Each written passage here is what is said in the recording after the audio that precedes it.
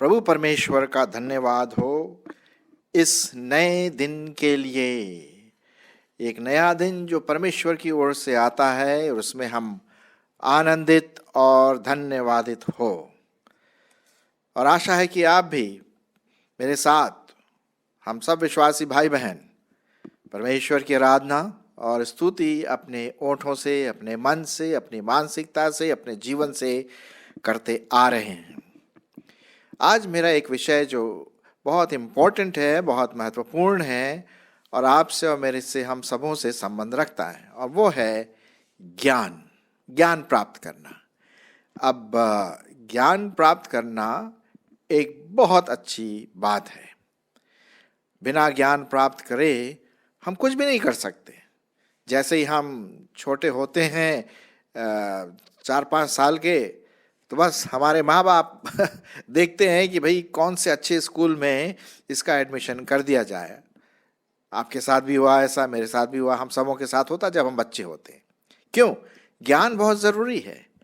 और फिर जब हमारा एडमिशन हो जाता है स्कूल में और फिर हम सीखते हैं हमारा ABCD या क ख ग घ या जो भी ज्ञान की बातें हैं, पहाड़े हैं या मल्टीप्लिकेशन है, डिवीजन है, और फिर इस तरह से धीरे धीरे क्या होता है, हमारा मस्तिष्क और बढ़ता चला जाता है ज्ञान के अनुसार, और हम ज्ञानी बनते चले जाते हैं। पहले ग्रेड से दूसरे ग्रेड, दूसरे ग्रेड से तीसरे, चौथे, पाँचवें, 10वीं, 12वीं, और BA, MSc, MA, और इस तरह से हम आगे बढ़ते हैं। और फिर धीरे धीरे क्या होता है कि हम कोई पर्टिकुलर करियर लेते हैं जहाँ पर हमारा एक अच्छा क्षमता हो या इंटरेस्ट हो। कोई लोग कंप्यूटर में जाते हैं, कई लोग फाइनेंस में चले जाते हैं, कोई आर्ट में चला जाता है, कोई मेडिकल लाइन में चला जाता है, कोई साइकोलॉजी में चला जाता है। कहने का मतलब है, हम ज्ञान इसलिए प्राप्त करते हैं कि हम इस दुनिया में, इस संसार में अच्छी तरह से आदर के साथ जिएं, और उसके साथ साथ सेवा का अगर मौका मिलता है तो सेवा भी करें।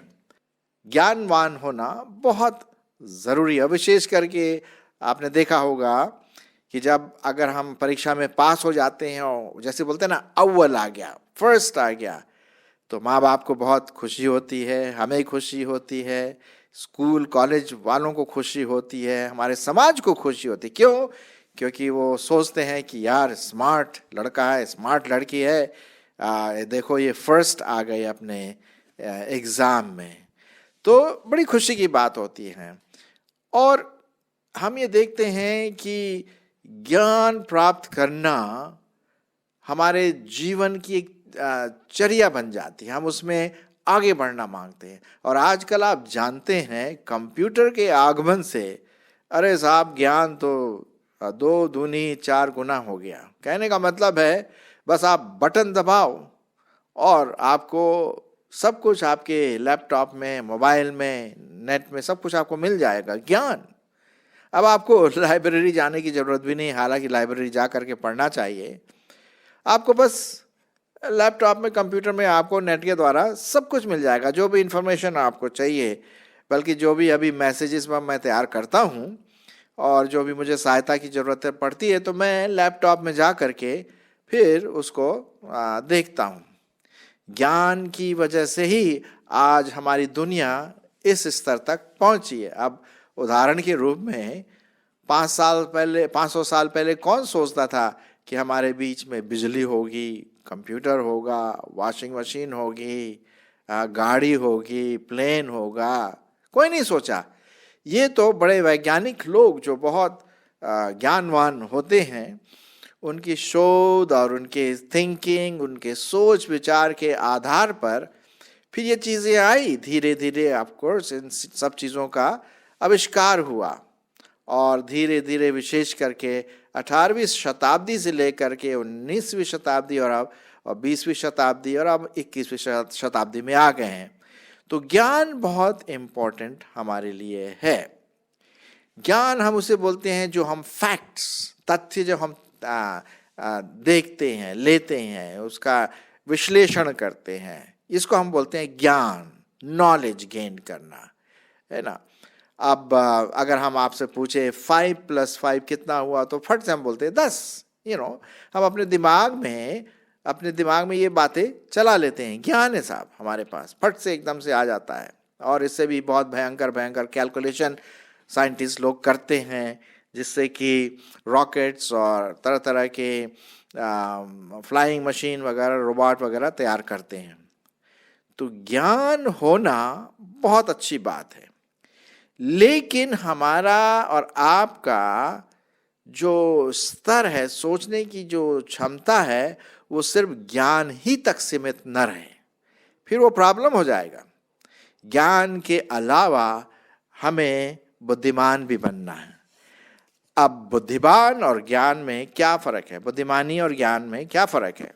फर्क ये है कि ज्ञान हमें फैक्ट्स देता है, इंफॉर्मेशन देता है, हमारी सूचना देता है, हमें तथ्य बताता है, कैसे काम होता है, ये ज्ञान हम प्राप्त करते हैं।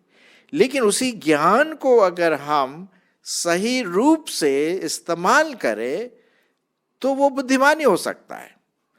हम अगर उस ज्ञान को गलत रीति से इस्तेमाल करेंगे तो वो बुद्धिमानी नहीं होगा। ज्ञान तो है, नॉलेज तो है, लेकिन अगर उसका इस्तेमाल हम सही रूप से ना करें तो फिर वो मूर्खता होगी। तो बुद्धिमानी की अगर हम परिभाषा देखें तो वो क्षमता, मनुष्यों में वो क्षमता जिससे कि वो परमेश्वर की दृष्टिकोण से ऐसे चॉइसेस बनाएं, ऐसे चुनाव करें जिससे सही बात सामने निकल कर आए। अब एक उदाहरण मैं आपके सामने रखना मांगता हूं कि उदाहरण के लिए एक एटम का आविष्कार किया, न्यूट्रॉन, और उसके बाद हम देखते हैं इलेक्ट्रॉन होते हैं, प्रोटॉन होते हैं, एटम में पाया जाता है। बहुत अच्छा है इसका आविष्कार। और इसके साथ जब हम देखते हैं, बुद्धिमानी ये है कि इसको सही रूप से अगर हम इस्तेमाल करें तो कई चीज़ें इससे आविष्कार हुआ। लेकिन उसके साथ साथ एटम बम भी हुआ। अब वो बुद्धिमानी तो नहीं है। एटम बम किसके लिए हुआ? नाश करने के लिए, विनाशकारी हुआ, है ना। तो वो बुद्धिमानी नहीं है। अब एक और उदाहरण ले लीजिए। सिगरेट पैकेट में लिखा रहता है कि भाई आप अगर इसे स्मोक करेंगे, इसे आप धूम्रपान करेंगे तो आपके फेफड़े में कैंसर हो जाएगा, ये आपके लिए घातक है। ये आपने ज्ञान प्राप्त कर लिया। और लेकिन अगर उसको ज्ञान प्राप्त करने के बाद भी हम स्मोक करें या धूम्रपान करें तो वो तो बुद्धिमत्ता नहीं हुई, वो मूर्खता हुई। तो ज्ञानवान होना बहुत जरूरी है, लेकिन उससे भी उत्तम बुद्धिमान होना जरूरी है कि हम परमेश्वर के भय में, परमेश्वर की दृष्टिकोण से हम उस ज्ञान को सही रूप दे सकें। मैं आपके लिए कुछ पदों को पढ़ूंगा जो परमेश्वर के वचन से हम पाते हैं बुद्धिमानी के बारे में। मैं आपके लिए पढ़ूंगा कि कैसे बुद्धिमानी जो है वो परमेश्वर के भय और परमेश्वर को ज्ञान के रूप में जाना और परमेश्वर को व्यक्तिगत रूप से जानना ही बुद्धिमानी है। अब मैं आपके लिए पढ़ूंगा नीति वचन और उसका 9 अध्याय और 10 पद। नीति वचन उसका 9 अध्याय और 10 पद। देखिए क्या लिखा हुआ है यहाँ पर। यहाँ इस प्रकार से लिखा हुआ है, यहोवा का भय मानना बुद्धि का आरंभ है और परम पवित्र ईश्वर को जानना ही समझ है साहब। ये देखिए, अब परमेश्वर तो ज्ञानवान तो है ही, लेकिन वो बुद्धि देता है उस ज्ञान को सही रूप से इस्तेमाल करने के लिए। जी हाँ, इसी से संबंधित मैं एक और पद पढ़ूंगा, अय्यूब की किताब और उसका 28 अध्याय 28 पद। अय्यूब उसका 28 पद। देखिए क्या लिखा हुआ है। तब उसने मनुष्य से कहा, देख, प्रभु का भय मानना ही यही बुद्धि है और बुराई से दूर रहना यही समझ है। यहां पर हम देखते हैं, अगर आपको और मुझको बुद्धिमान होना है सही रूप से, तो हमें परमेश्वर को अपना केंद्र बनाना है। अब प्लीज मेरे मित्रों, आप ये ना सोचे कि मैं ये नहीं कह रहा हूं कि दूसरे लोग बुद्धिमान नहीं हैं, जो विश्वासी नहीं है, जो प्रभु में नहीं है, क्या वो बुद्धिमान है? बुद्धिमान है सांसारिक दृष्टि से, लेकिन अनंत की दृष्टि से वो बुद्धिमान नहीं है, क्योंकि बुद्धिमानी का जो स्रोत है वो तो परमेश्वर है। और जब हम परमेश्वर को जान लेते हैं व्यक्तिगत रूप से, उसको पहचान लेते हैं, उसकी आत्मा जब हमारे जीवन में रहती है, तब हम हर प्रकार से बुद्धिमान हो जाते हैं परमेश्वर के दृष्टिकोण से देखने के लिए। अब देखिए, मैं एक और पद आपके लिए पढ़ूंगा, बहुत अच्छा पद है, और पाया जाता है यशाया उसका 11वां अध्याय और 2 पद। यशाया उसका 11वां अध्याय और उसका 2 पद सुनिए। यहोवा की आत्मा बुद्धि और समझ की आत्मा, युक्ति और पराक्रम की आत्मा और ज्ञान और यहोवा के भय की आत्मा उस पर ठहरी रहेगी। किस पर ठहरी रहेगी? जो परमेश्वर को अपना उद्धारकर्ता, मुक्तिदाता, परमेश्वर करके मानते हैं। जी हाँ, तभी हमें बुद्धि मिलेगी। ये बहुत जरूरी है। कभी कभी हम ज्ञान तो ले लेते हैं हम, हैं, लेकिन हम वहीं पर अपने ज्ञान ही में हम घमंड से भर जाते हैं। ये बात है यहाँ पर। अब ज्ञानी व्यक्ति कभी कभी क्या बोलता है? परमेश्वर है ही नहीं। कुछ लोग बोलते हैं ना, जैसे एथियस्ट, अरे परमेश्वर है ही नहीं, मैं तो उसको देख नहीं सकता, देखो मैंने ये काम किया, वो काम किया, मैं यहाँ पर देख रहा हूँ ट्यूबलाइट जल रही है और लाइट निकल रही, करंट फ्लो हो रहा है, तो मैं तो परमेश्वर को देख नहीं सकता जिस प्रकार ट्यूबलाइट को मैं देख रहा हूँ, सो परमेश्वर नहीं। ये बुद्धिमत्ता नहीं हुई, ये ज्ञान को सही रूप से इस्तेमाल नहीं किया गया। उसी व्यक्ति से अगर मैं पूछूं, भैया आपने अपने दिमाग को देखा है, तो वो चौंक जाएगा। मैंने ऐसी एक व्यक्ति से कहा, एक ज्ञानवान व्यक्ति से, बड़ा बोल रहा था कि मुझे परमेश्वर को दिखा दो और अभी मैं विश्वास करता। मैंने बोला, आप अपने मस्तिष्क को देखा है, अपने माइंड को देखा है? नहीं नहीं नहीं। तो कैसे विश्वास करते हैं कि है? नहीं, वो तो है नहीं। देखिए, हमें इन बातों को समझने के लिए परमेश्वर की रेवलेशन, उसका प्रकाश होना बहुत जरूरी। तभी हम ज्ञान जो हम सीखे हैं उसको सही रूप से इस्तेमाल करें। ऐसा बताया जाता है कि अल्बर्ट आइंस्टाइन परमेश्वर का भय मानने वाला व्यक्ति था, और उसी ने, हम देखते हैं द थ्योरी ऑफ रिलेटिविटी जो उसने दिया, बड़ा ज्ञानवान व्यक्ति था। और उसने क्या कहा सुनिए, वो बुद्धिमान व्यक्ति था हर दृष्टिकोण से। उसने कहा, जो कुछ परमेश्वर कहता है वो करता है। अब ये बड़ा भारी साइंटिस्ट कह रहा साहब, ज्ञानवान व्यक्ति कह रहा, क्यों? क्योंकि वो परमेश्वर का भय मानता है। तो जब हम जो ज्ञान हमने इस्तेमाल हासिल किया है अपने मैथमेटिक्स में, अपने केमिस्ट्री में, और अपने कंप्यूटर में, और अपने मेडिसिन में, उसको हम सही रूप से परमेश्वर की सेवा के लिए, परमेश्वर की दृष्टिकोण से देख करके अगर हम उसे इस्तेमाल करें, वो सबसे बड़ा बुद्धिमान व्यक्ति होगा। अब मैं आपके लिए कुछ और पदों को पढ़ूंगा जहाँ तक बुद्धिमान की स्रोत की बात है। कहाँ है हमारा सेंटर जो बुद्धिमान हमें बनाता है?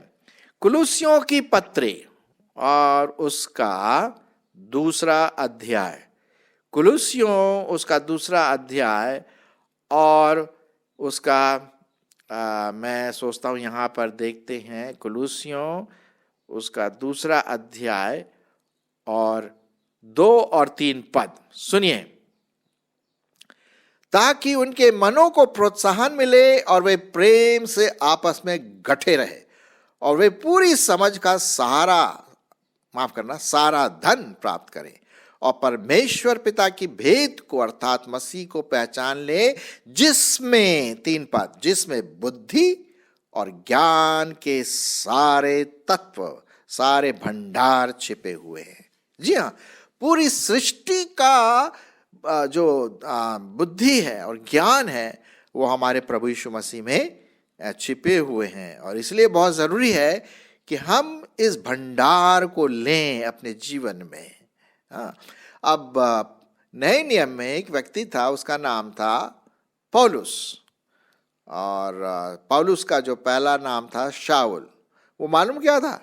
अपने जमाने का बड़ा ज्ञानी व्यक्ति था, लेकिन वो मसीह का विरोधी भी था। जी हाँ, उसने कई मसीहों को घसीट घसीट के जेल में बंद कर दिया प्रभु में आने से पहले। ज्ञानी व्यक्ति था, वो बोल सकता था मैं ज्ञानी हूँ, ये वो हूँ। और उसने अपने समय का समझ लीजिए बड़ी भारी पीएचडी, दो पीएचडी के समान उसमें ज्ञान था। लेकिन वो मूर्ख इसलिए था क्योंकि उसने परमेश्वर को नहीं पहचाना। लेकिन जब वो जा रहा था मसीहों को पकड़ने के लिए, परमेश्वर ने उसे पकड़ा और उसको कहा तो मेरे पीछे हो ले। और उसके बाद से वो सचमुच में एक बुद्धिमान व्यक्ति बना। मैं पौलुस की बात बता रहा हूं। पहले वो मूर्ख सा था। हाँ, ज्ञान तो था उसके पास, लेकिन वो ज्ञान क्या था? कोई फायदा नहीं। वो नुकसान करता था अपने ज्ञान से। लेकिन प्रभु को पाने के बाद उसने जो पत्रियां लिखी, आप जरा पढ़िए। ये पत्री जो मैंने अभी आपके सामने पढ़ी कुलुसियों, उसे नहीं लिखी, और भी कई पत्रियां उसने लिखी। उसमें ज्ञान का भंडार। ये कहां से आया? प्रभु से आया। जी हाँ, तो हम कभी घमंड ना करें, क्योंकि कभी कभी क्या होता है, अगर जब हम ज्ञानी से हो जाते हैं ना, मुझे बाइबल बहुत अच्छी तरह से आता है, मेरे को तो ये पद यहाँ पता पड़ जाता है, वहाँ वो लिखा हुआ है, मैंने ये पद चैप्टर्स के चैप्टर्स याद कर लिए। जी नहीं, ज्ञान वो नहीं है। ज्ञान ये है कि उस ज्ञान को जो प्राप्त किया है, परमेश्वर के अनुग्रह में किस प्रकार से इस्तेमाल कर रहे हैं, ये बहुत जरूरी है ना। और ये आप देखिए कि परमेश्वर का ज्ञान मुझ में पूरी रीति से है कि नहीं। कभी कभी लोग क्या करते हैं, खूब बाइबल पढ़ लेते हैं और अपने आप को बहुत बुद्धिमान समझते हैं, लेकिन रियली वो परमेश्वर की अनुग्रह को अपने जीवन में नहीं पहचानते। मैं आपके लिए पढ़ूंगा 2 तिमोथी उसका 3 अध्याय 5 पद।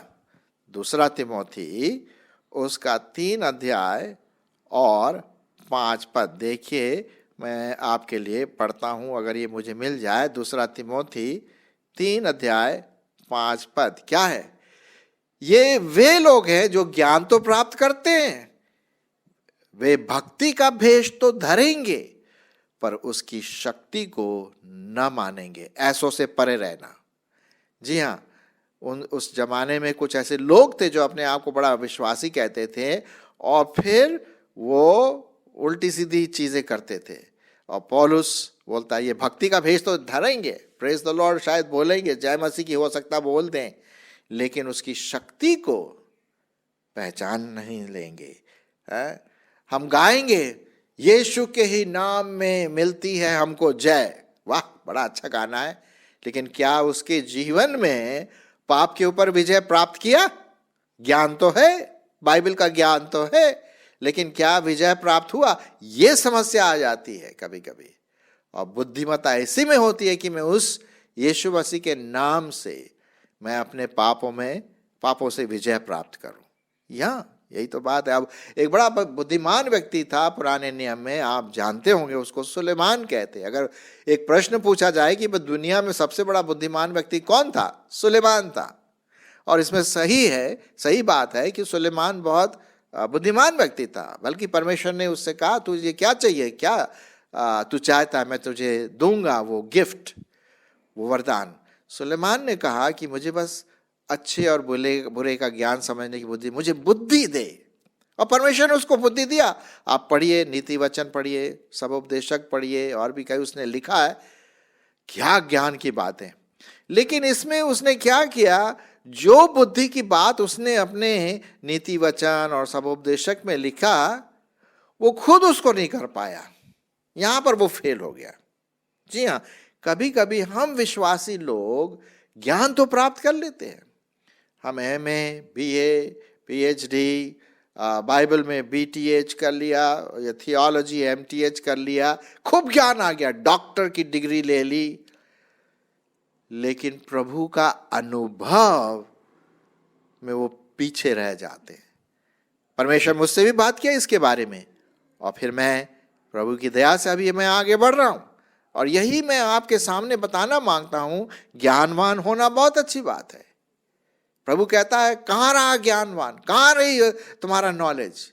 जब तक हम परमेश्वर के भय को, परमेश्वर की आत्मा को, परमेश्वर की संगति को अपने जीवन में, अपने दिल में, अपने मानसिकता में अनुभव ना करे, ये नॉलेज बेकार है। नॉलेज बेकार है, उसका कोई मतलब नहीं है। हाँ, इसीलिए परमेश्वर का वचन बहुत साफ रीति से कहता है कि परमेश्वर का भय मानना और उसके वचनों पर चलना बुद्धि का आरंभ है। और जब आप परमेश्वर का वचन पढ़ेंगे, लिखा हुआ है, मैं आपके लिए पढ़ूंगा, भजन संहिता उसका 119 और 66 पद। भजन संहिता उसका 119 अध्याय और उसका 66 पद। देखिए क्या लिखा हुआ है परमेश्वर के वचन में। मुझे भली विवेक, शक्ति और ज्ञान दे, क्योंकि मैंने तेरी आज्ञाओं पर विश्वास किया, तेरी आज्ञाओं का विश्वास किया। परमेश्वर को जितना, परमेश्वर के वचन को जितना आप अपने विवेक में भरेंगे, आपको बुद्धि मिलती चली जाएगी, बुद्धि मिलती चली जाएगी, ज्ञान मिलता चला जाएगा, और इस प्रकार से आप परमेश्वर के लिए एक बुद्धिमान व्यक्ति होंगे। दूसरों को बुद्धिमानी के रास्ते पर लाएंगे। आपके हाव भाव से, आपके जीवन से, आपके बोलचाल से, मेरे बोलचाल से लोग सही रूप से बुद्धिमान बन सकेंगे। परमेश्वर इसमें और आप इसमें आपकी और मेरी अगुवाई करे कि हम सही रूप से ज्ञानवान तो बने, जितना हम स्टडी कर सकते हैं करिए, अच्छा स्टडी करें, लेकिन उस स्टडी का अपने जीवन में ढालना जरूरी है, जो बुद्धिमत्ता के साथ आ जाए। परमेश्वर की दृष्टिकोण से उसकी महिमा के लिए उसको मैं इस्तेमाल करें। अगर मेरे पास डॉक्टरी मेडिसिन की डिग्री है तो मैं परमेश्वर की सेवा करूं, तब तो बुद्धिमत्ता है। हाँ, और परमेश्वर की सेवा अस्पताल में डॉक्टरी के रूप में, नर्स के रूप में, जैसे भी हो, या कंप्यूटर का है, या जो भी आपको ज्ञान है, हर चीज में परमेश्वर केंद्र बिंदु बंधा रहे, तब तो बुद्धिमानी की बात आती है। आइए सही रूप से आप और मैं परमेश्वर की दृष्टि में बुद्धिमान बने। आमीन।